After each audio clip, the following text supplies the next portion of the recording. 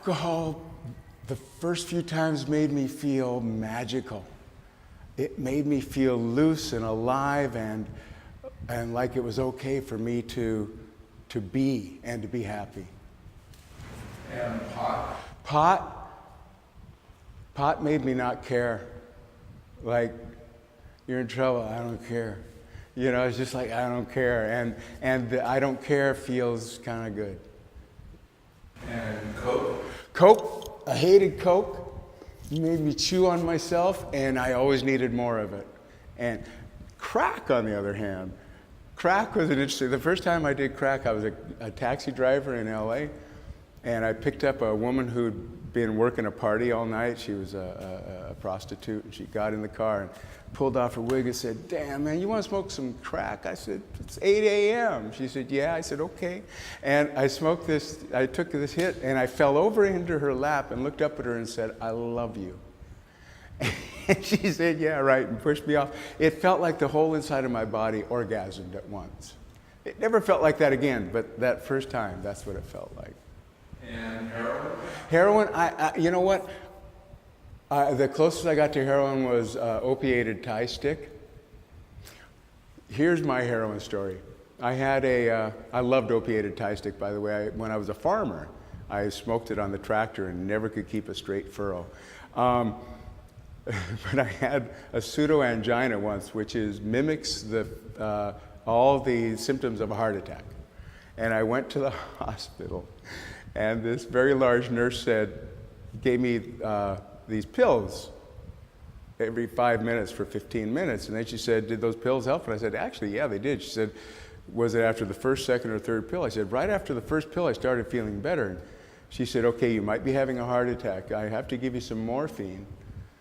And I said, "I'm a drug addict. She said, "I don't care what you are, you're getting morphine." Now, on a scale of 1 to 10, what is your pain level?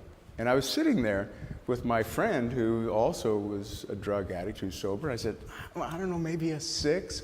She said, "Okay," and she tied me off and hit me with this morphine, and out of my mouth, without even it checking in with my head, came, "I meant to say 10. And I was not joking. I was absolutely serious. "Can we have a do-over? Because I want more of that." So, it's like liquid God. Yeah. Okay, and I don't want to get into hallucinogens because I don't consider them addictive, you know. Yeah, they're not. Yeah. I regret that I misused other drugs so that I can't really allow myself to,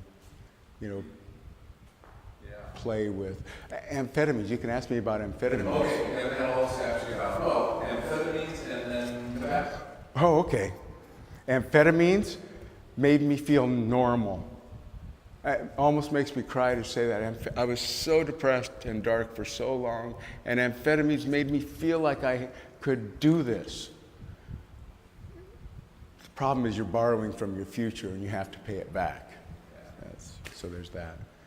Tobacco,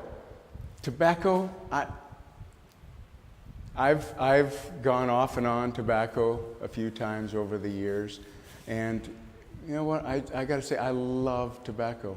Tobacco is like an old friend, and it calms me, and it makes me feel like a man. I know these are really bad, or these are, I'm a victim of the military-industrial complex and the advertising system of the 50s, 60s, and 70s, but they were like a good friend who made me feel like a man, and fuck the world. I'm doing this.